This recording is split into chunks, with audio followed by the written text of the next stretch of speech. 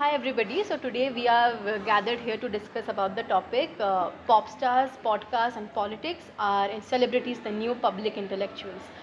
And for the panel discussion today we have Shubhangi, Hiba, Prajwal and Anushri, and I am Shreya, and I am the moderator for this session. Um, now I would like everyone to give their opening statements. Uh, Hello. Uh, I think that celebrity intellectuals.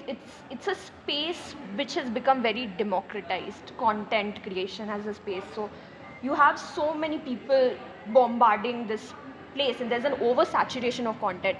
So people will by default go to some celebrity that they like and look at their views and try to emulate their views. But that's not how you decipher political content. That's not how you decipher intellectual content, because a lot of these influencers who are sitting on the stage declaring themselves to be the model judgment maker for these types of conversations, they are not educated about it, they're not trained on it. A lot of these celebrities, you can even take like pop stars like Taylor Swift or some people who advocate certain kinds of issues and do not advocate other kinds of issues. These are not people who are trained to advocate anything. These are not people who know what is right and wrong based on a scientific level, based on an empirical level, because they've not studied on it. And the thing is, audience is very easily manipulated about this kind of stuff.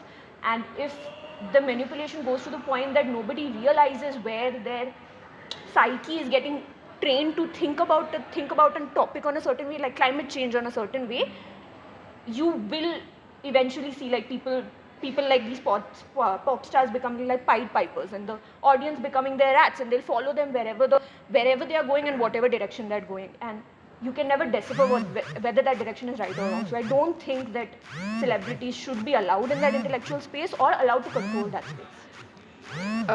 I think, like my panelists mentioned, it there is an oversaturation of content nowadays, and if you look at in like earlier, it was that these public intellectuals were experts, they had their credentials, but right now, because of oversaturation of information and the increase of social media content and technology, it's become, I mean, the public has come to a point where visibility, virality, and emotional content is something that everybody wants, So they get easily influenced by the information that they get on these platforms. So now it's come to a point where celebrities have come to sort of embody or replace these experts with the right information, and that is not something that is very viable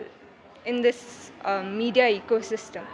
But you can't help but sort of agree that because of this celebrity influence, certain issues are gaining importance, certain like climate change, all of that is something that people are paying attention to. They're also like caring about their democratic rights, and all of this is because of celebrity influence, because these celebrities and their brands are promoting and people are listening to it. However, they are not someone who are experts. They do not have the credentials to comment on it or talk about it. So the public should remain cautious about imbibing such information. Yeah, so while whatever my panelists just said is true, it's also true that to an extent, countries like India, which have a lot of celebrities and pop culture influence evident in their day to day lives, uh, they do hold a kind of power that could influence people in the right way, like Hiba just mentioned. Celebrities, to an extent, before we even begin with that, what would we define as celebrities becomes a fundamental question. Are we considering influencers to be celebrities, or the pop stars, or things as such? And then comes the intellectual part. So intellectual conversations, again, is it like about climate change, or is it general discussions? What you consider to be intellectuals is something that we all have to reflect on our own. uh, I don't personally consider influencers to be celebrities. Someone else might disagree.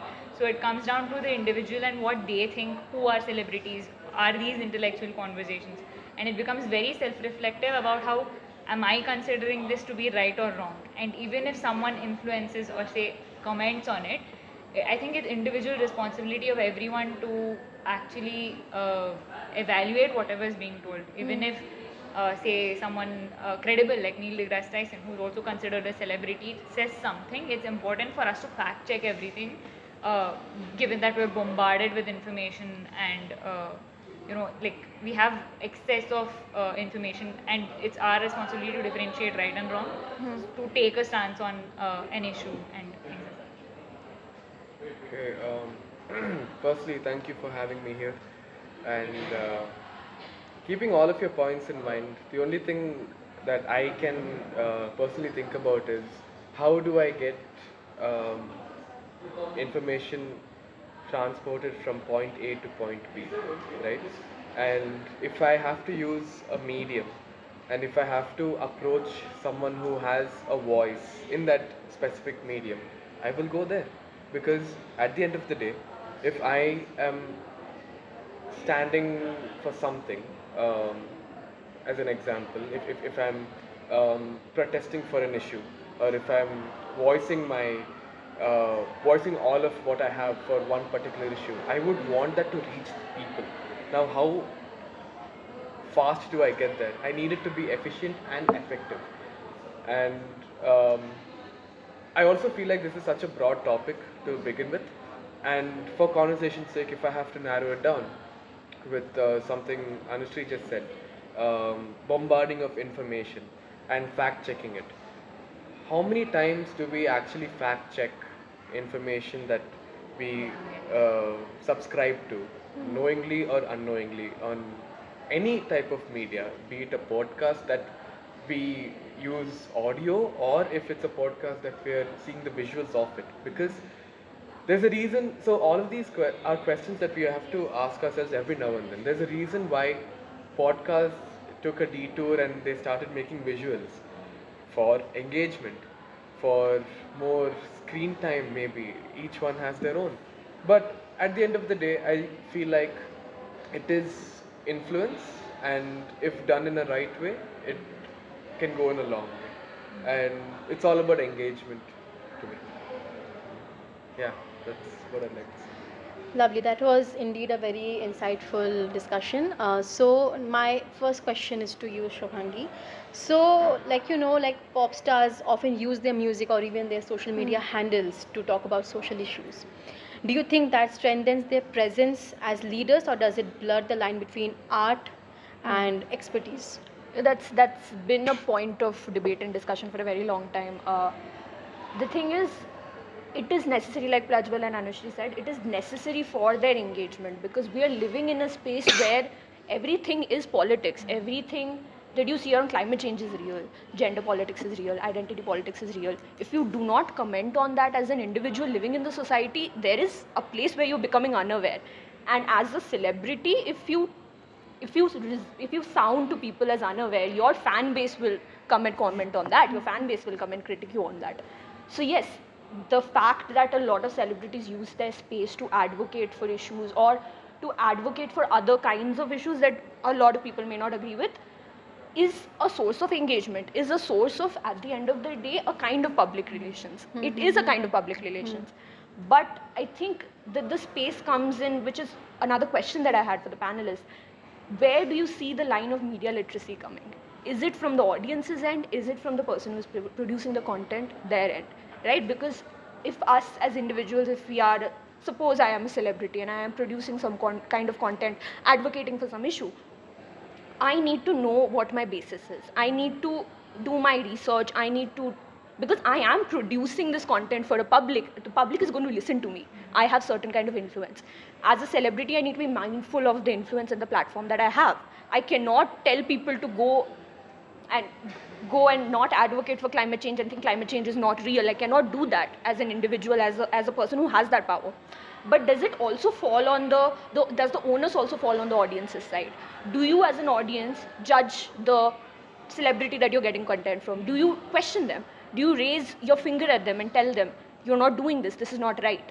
Right? So any kind of engagement that comes from these posts, from pop stars, musics, for example, it needs to be judged from both sides of the spectrum, maybe by their team, their management. They need to be surrounded by people who know about that, who tell them that this is not right, or who tell them the larger perspective of things.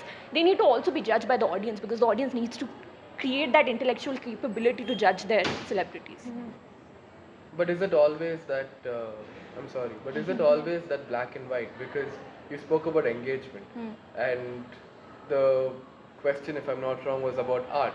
I'm not saying you deviated, but I don't personally think that it's so black and white as you put it, because I feel like if there's a question of art and an artist doing something for the sake of it, or for the sake of art itself, there's purpose more than engagement, and I feel like that amounts to something, not just it's not just views at one point. It's a revolution. Do you think at some point, if you're in an art gallery, can you judge someone's painting? Yes, of course. So then you can judge somebody's art, right? If somebody is projecting something that is harming the society in some way through their art, that may be art, but are you not in a position to judge it as an audience? But that also comes from a space of privilege, doesn't it? Now, all of us have the privilege to talk about all of this.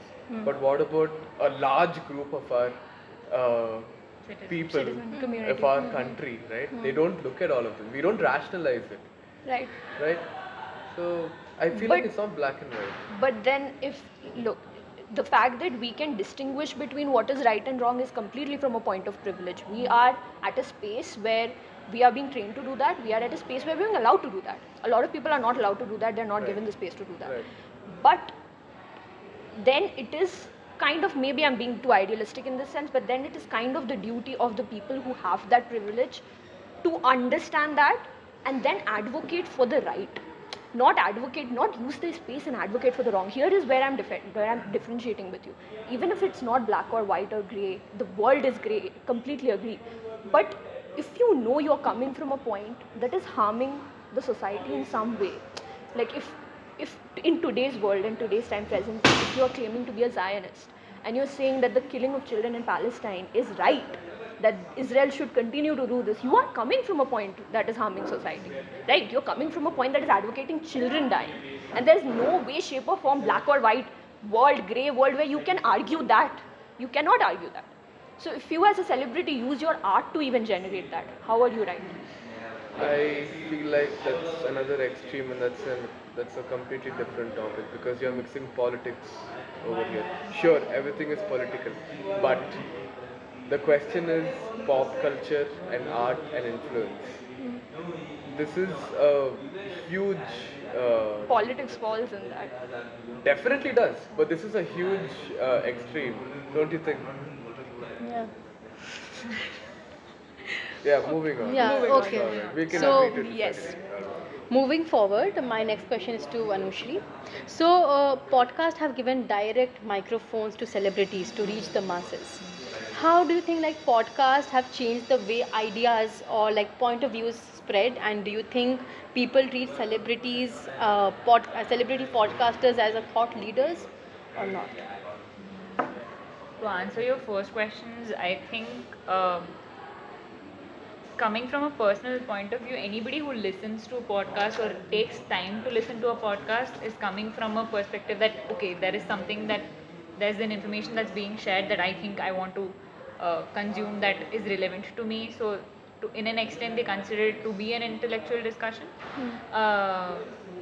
And while, yeah, what you were saying, like, for instance, Nitin Kamat's podcasts, it brings a variety of celebrities ranging from influencers and YouTubers like Tanmay Bhatt to other celebrities that we have in Bollywood.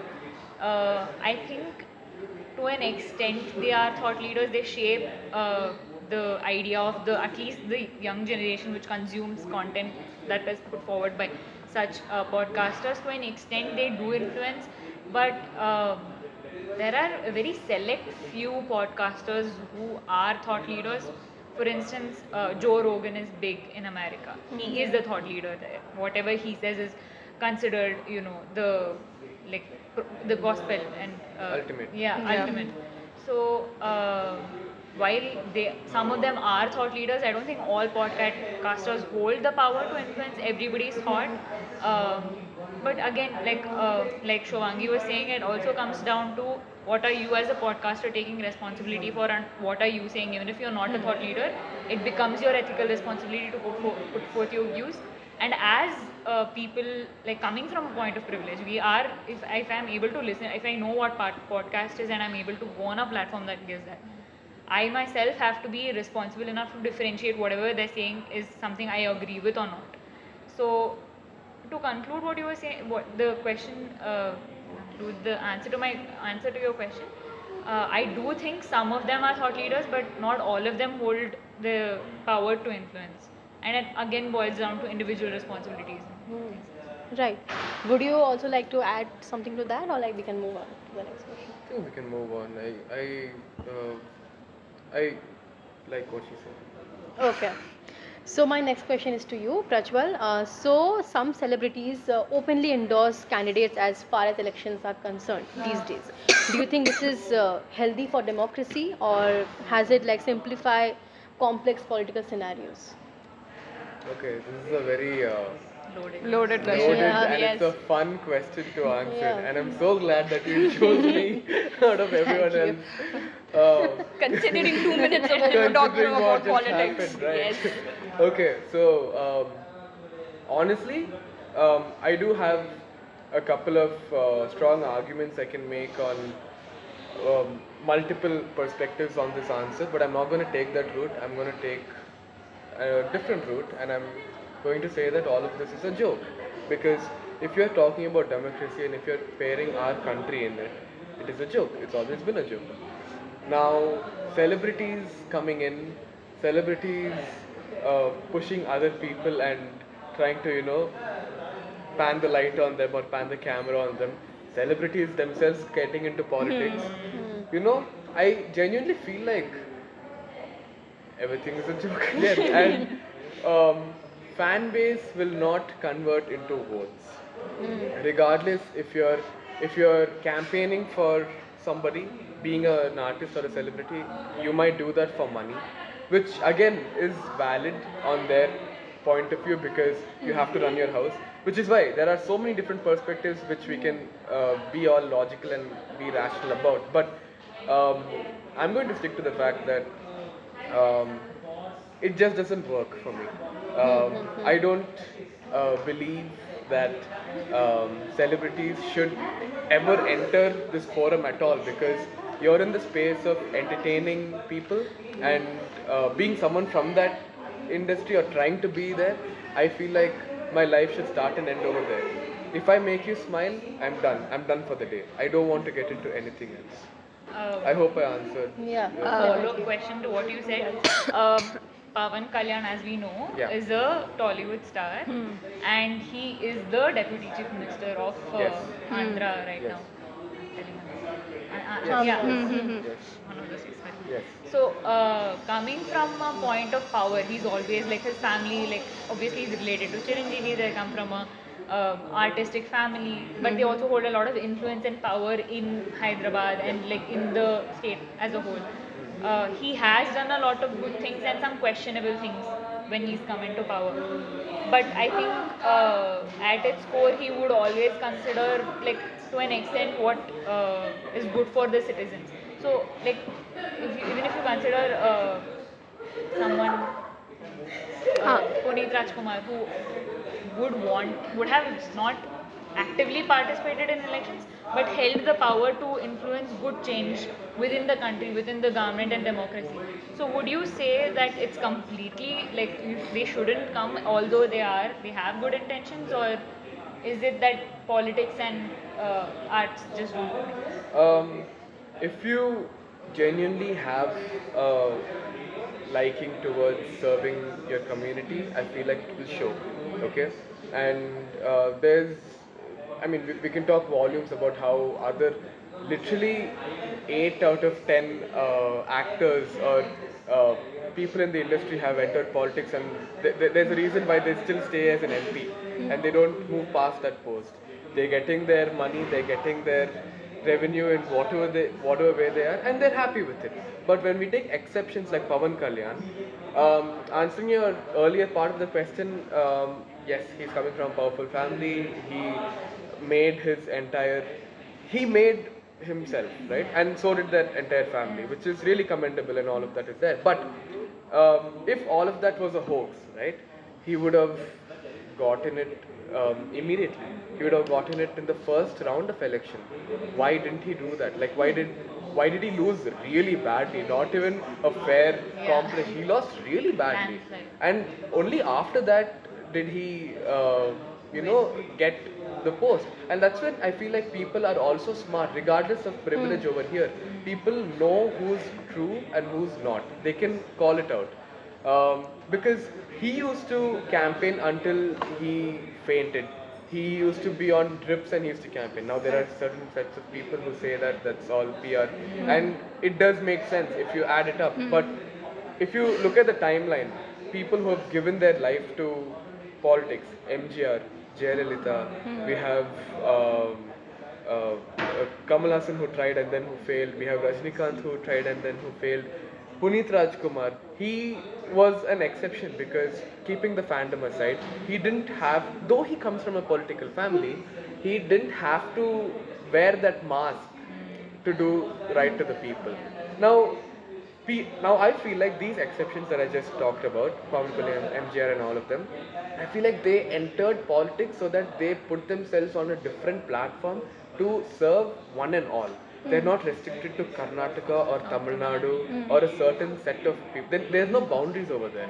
If you are, that's the same thing a lot of other actors do. They don't have to enter politics to do that, right? They have a stature and they use that to help world audience in everything. I'm trying to connect this to what your opening statement was, because I felt like it was a little on both sides. I'm not saying you're taking a stand, but where do you see this? Where do you see art and politics and influence?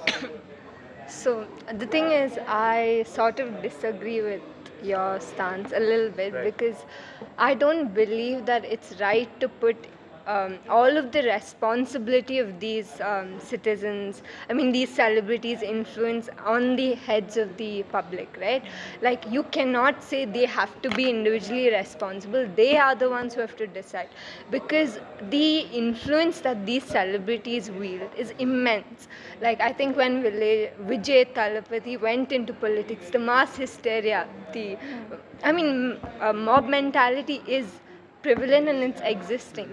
So you cannot expect the public entirely. Maybe there are certain people who maybe take a step back and think about it, but not everybody does it. So we cannot expect the public themselves to like regulate and decide on which stance, like what to believe, right? Because um, when celebrities come into politics and when they're elected, as much as there are exceptions and as much as they do a lot of good, there is a huge factor that they are famous and that's why people vote for them.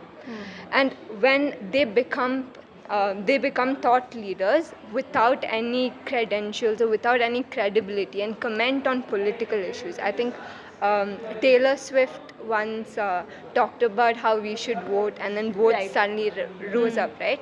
So why? Because people are influenced by her charisma, her music and everything. It's not because she's a force in itself, right? She's a powerful personality that can change the world. So you have to put certain responsibilities on these celebrities, and I'm not saying they cannot become thought leaders, but there has to be a system of checks and balances, because when you think about, so these are thought leaders, but there's also media. So when thought leaders like this talk about, comment about such issues, such politically driven issues, politics, culture, all of this, obviously the public is going to be influenced. Then where does the media come in? Where's the accountability? If the citizen journalists are right, the media is not considered, is ignored. If the citizen journalists are wrong, then the media is blamed because they were unable to bring out the truth. So then, how do you hold? So how can you hold these celebrities responsible? Is one thing we have to think about, because they can be thought leaders. There can be, Trevor Noah's Tonight Show. All of that.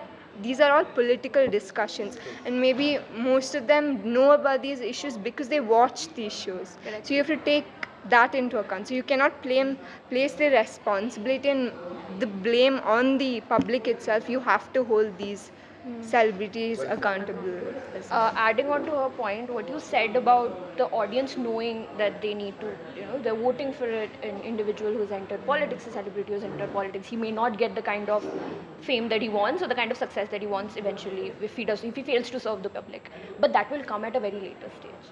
Right, when the celebrity enters politics, he has a fan base, he or she has a fan base, and they enter politics, there is already the fan base that is dying to vote for them in that situation. The fact that they are not able to serve the people and then not get the success, the continued sustained success that they want, that will come at a very later stage. Until that point, the public will keep voting for them. It's the same thing. Like, this might be a slightly different example, but in West Bengal there are a lot of celebrities who have entered politics. A lot of mainstream celebrities from Tollywood who have entered politics. The thing is, they're not working. The areas that they're in control of, those areas are rampant. There's rampant crime.